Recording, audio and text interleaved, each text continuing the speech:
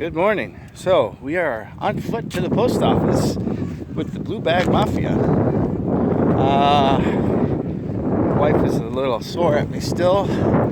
So one of the things that she likes to do is take the keys away from the only one car that's working. So I'm the redheaded stepchild of the family apparently. But yeah, we still got to keep moving forward. Sales must continue and shipments must be dropped off. But one of the things I've got in the bag that we sold on eBay was a model. It was a Titanic model, new in the box, and it weighed less than 16 ounces. Now, I had some options there, and one of the things that I decided to do was to send it priority or first class. Because of the weight of the item in a box, and this particular one, it's the priority mailing box 1092 that you can get at the USPS.com. It allows you to modify or alter it in a way that you can adjust it to fit your product. I didn't alter this one. It's a box that's about 12 by 14 by 3 with the product in it. It still weighs under 16 ounces. Actually, it weighed 12.7 ounces, so I rounded it up to 13. The item's going to Ohio. Tried to show you earlier, but we were getting a bunch of glitches in the filming, so I don't know what the deal was with that. But anyway, we could have sent it first class for $5.40, but we went with the $8.42 route. And here's why I did this. So originally I wanted $20 for the item.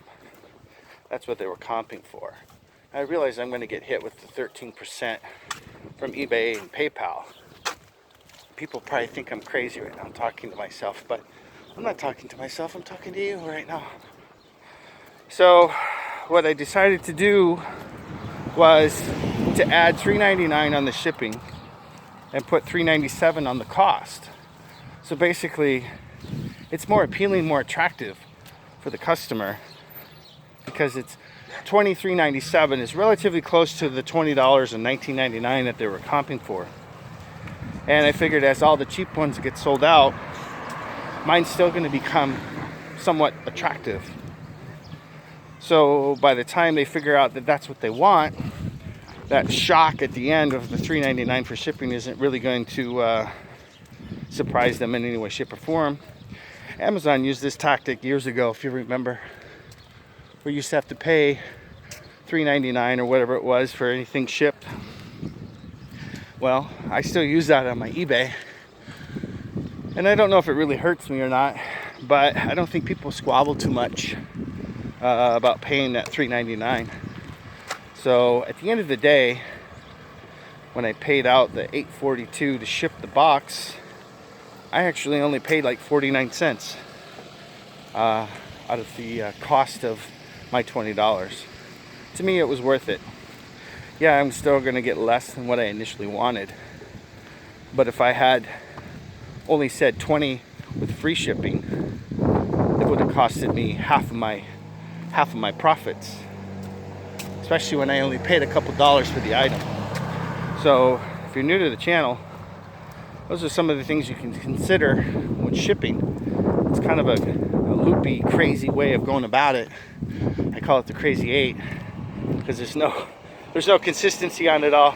But at the end of the day, if you have an item that's roughly 16 ounces or less, to get that $50 insurance to the post office to cover the cost of goods in the box, you could do the $3.99 theory. That way you're not really kind of scaring anybody away. It may or may not work, but it seems to be pretty lucrative for me. It's a good little tactic.